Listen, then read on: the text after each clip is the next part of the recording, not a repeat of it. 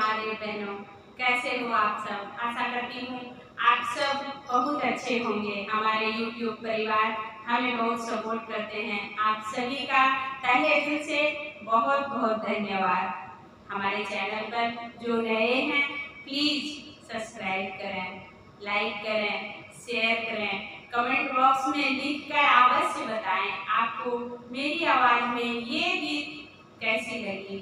हमें आपके प्यारे प्यारे कमेंट का इंतजार रहता है।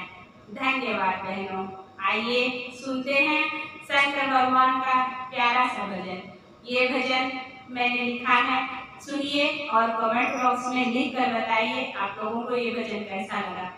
एक समय जब पार्वती माता बहुत परेशान हो जाती है अपने बच्चों से, शिव जी के सारे जो सेवक हैं उन सब से पार्वती माता बहुत परेशान हो जाती है। शंकर जी तो समाधि लगा लेते हैं, अपने ध्यान में बैठ जाते हैं और पार्वती माता अकेले ही सबको संभालती है। बहुत दुखी हो जाती है और शंकर भगवान से कहती है, क्या कहती है वो हमारे गीत के माध्यम से सुनिए और आनंद उठाइए। आइए सुनते हैं।